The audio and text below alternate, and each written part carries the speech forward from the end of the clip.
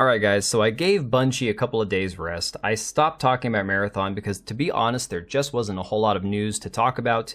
Pretty much talked everything to death, and I was like, you know what, we'll give it a while. I'm sure that at some point something else will come up, but right now it just seems like kind of a slow news cycle for Bungie and for Marathon, not a whole lot to talk about, and boy was I wrong. Because a few days later, more bad news for Bungie, and of course for Marathon, and we can't talk about Marathon without also mentioning Arc Raiders, because for better or for worse, these two games are now linked at the hip. If one succeeds, the other might fail. Maybe they'll both succeed or fail, who knows? But at this point, it's definitely worth mentioning the failure or success of both or either of these games, because they will be coming out allegedly around the same time, but that's depending on whether or not we see a delay for Marathon. So that being said, this article from Insider Gaming says Arc Raiders players think they found a release date. And of course, this is because of a code, a file that was found in the game itself with a countdown timer that apparently coincides with Summer Game Fest in Los Angeles for June 6th at 11 p.m. A lot of people are thinking they're going to try to shadow drop the game, kind of like Oblivion Remastered did, which was actually a massively successful strategy. It worked out really well for, of course, you know, that game in particular, but I don't know if that's the best way to always go with games, to shadow drop them. Who knows? That being said, I also think this could just be an open beta, because the fact of the matter is they've only had the alpha. They still have time to marinate, to let things cook, to, you know, to kind of iron things out. I don't think they should rush this game, but a lot of people are really hyped about this. And this is a stark contrast to Marathon. This game has infinite levels of hype compared to Marathon at this point now. Fan accounts like this, Scrappy the Rooster on Twitter says, guys, look, the source of the countdown site is legit. All eyes are on June 6th now, it's finally happening.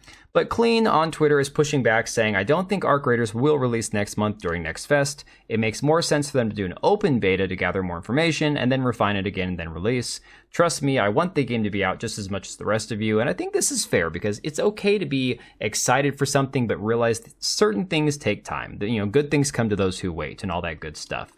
That being said, we've even seen posts like this from this account saying the Polish Epic Game Store site states that Arc Raiders will be free to play. I don't know. I think the game's going to be $40. I think most people agree with that. Big Fry says it best. Hot take, I'd rather pay $40 up front with less freemium price microtransactions. And I think that this is the absolute truth right here.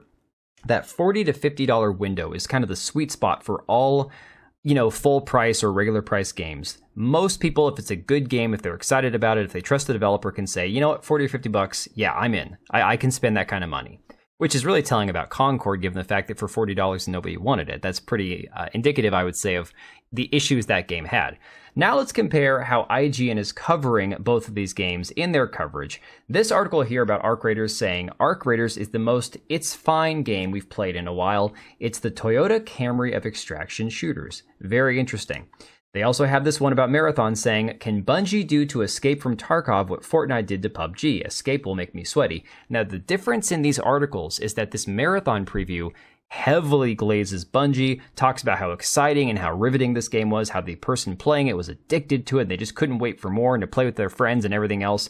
Whereas the Arc Raiders one pretty much says, you know what, it's fine, it's got some cool stuff, but it's whatever, I got bored with it, essentially. What's even funnier is if you look at the videos that are linked to these articles, the ratio from the people who watch the video, this might be the greatest ratio I have ever seen. 573 likes to 14,000 dislikes, whereas their Marathon coverage videos still got ratioed, but not to the same extent. 2.1 thousand likes to 4.8 thousand dislikes, but the top comment says it best. Looking at this in the Arc Raiders coverage, it's clear which developer paid for their coverage. Now, I'm not going to accuse Bungie of paying IGN for positive coverage, but I also wouldn't put it past anybody, let's be honest. What's even more telling, on the SteamDB site, the most wishlisted upcoming games, out of the top 60, 70 games, you've got, of course, Elden Ring Night Rain sitting right here at the top. Go figure, right? This game's going to do massive numbers.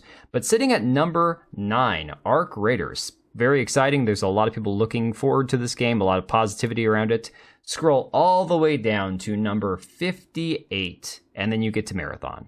So clearly the excitement is not there. People have already thought about this game, they've moved on, and they're probably not going to be willing to spend the money on Marathon, much like we saw with Concord.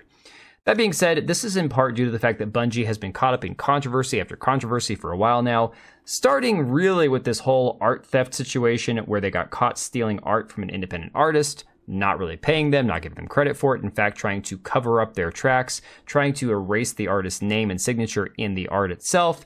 Very scummy move. And then blaming it on a so-called, artist who's no longer at Bungie, right? Of course. Then, of course, we saw how there's a environment of toxicity at Bungie, which is really hilarious because of the fact that this game was supposedly supposed to be like the safe space of extraction shooters due to them disabling proximity chat, not wanting to have proximity chat be a toxic environment for players. And yet there has been several developers, several former Bungie and Marathon devs who have come out criticizing the environment at Bungie, at the development of this game. It's pretty interesting when of course your whole brand is all about not being toxic, and people who used to work for you on Blue Sky of all places are complaining about you being toxic. It's very, very telling. So the funniest part of this entire thing now is that from the game's post today, Marathon delay likely as Sony cancels all paid marketing plans. This is a gigantic yikes. This right here reeks of Concord 2.0. Now, I don't know if this means the game will be heavily delayed, canceled, scrapped, redone, rebooted. Who even knows at this point? But this is a very, very bad sign for Sony, for Bungie, for everybody involved in this. And honestly, they only have themselves to blame. And it has actually drawn criticism from several people, one of them being, of course, Marty O'Donnell, former composer of Halo, again, worked at Bungie very famously, saying, am I supposed to be surprised by what's happening at Bungie? I don't think so. I don't think any of us at this point are surprised by what we're seeing, due to the level of incompetence in a lot of these studios, due to, of course, again, the DEI crap and promoting people based on things other than their qualifications. It's a lose-lose proposition at this point.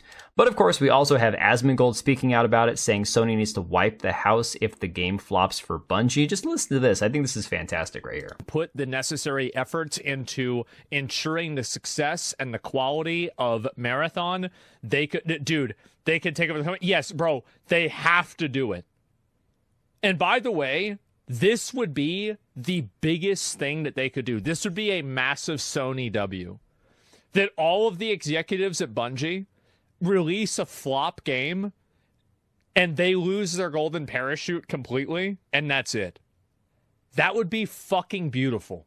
I'm sorry, guys. I think it would be. So if Bungie fails, they can clean house? Yes, exactly, right?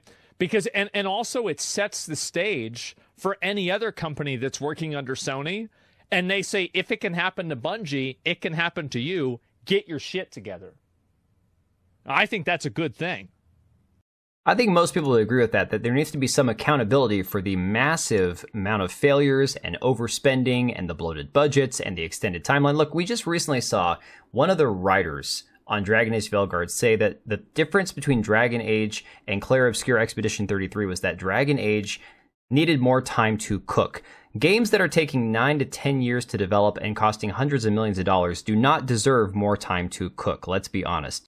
And don't forget that this is also Sony, who has doubled down on the live service crap, right? They also have this game, Fair Game, which is supposed to be coming out next year, where they had Jade Raymond, the actual founder of the studio, leave the studio before the game was even released. And it's even worse for them because this game, Fair Game, is being said about it that the next PlayStation live service game apparently doesn't feel good to play. This is, of course, coming out of Colin Moriarty from his podcast, but it says here on The Gamer, if it wasn't already abundantly clear, PlayStation's push into the live service market isn't ending anytime soon. Even after the shutdown of Concord, the cancellation of The Last of Us Factions 2, or the cancellation of a God of War live service title, among other movements, Sony is still pursuing its proverbial golden goose. Beyond Marathon, Sony has Fair Game, a competitive heist game that was initially unveiled in 2023, though has not seen an update since. Apparently that game too is in dire straits. As first shared on Blue Sky according to Colin Moriarty, an ex-IGN editor turned podcaster, Fair Game doesn't feel good to play and it's super clunky. That bit of information comes from a recent episode of his podcast where he also shared that the game underwent a pre-alpha under the codename of Project Hearts, but the feedback wasn't particularly good. Now, I have some insight to that because I was actually part of the pre-alpha for Hyenas, this live service extraction shooter that Sega was working on. I believe they sunk about $70 million into this god-awful game and then pulled the plug and it was never to be seen again. And again, this game, Hyenas, very much in line with Concord, with what we've seen out of this Fair game. It looked cringe, it had a drag queen character, it had ugly BIPOC people, it had androgynous looking people. You name it, it was following the same exact trajectory as games like Fair Game, as Concord, as what we're seeing out of Marathon with some of the androgyny kind of crap. So again, I do not feel sorry for Bungie at this point. If these guys are not going to wake up and smell the coffee and pull their heads out of their own asses and try to save themselves, it's not our job to save them. That being said, guys, let me know what you think about this down in the comments down below, and I will catch you guys on the next one. Alright, and if you made it this far, thank you so much for watching the video. Thank you for being here. I do have 2 channels, Minimal Effort Podcast, as well as my gaming channel. I do have a Twitch and Kick for my gaming channel. We do live streams over there occasionally, maybe once a week. And then if you are in the market for a new PC, make sure to check out Meta PCs. Click the link I have down below. Use code TBO at checkout for a special discount. Thanks again for watching, and I'll see you next time.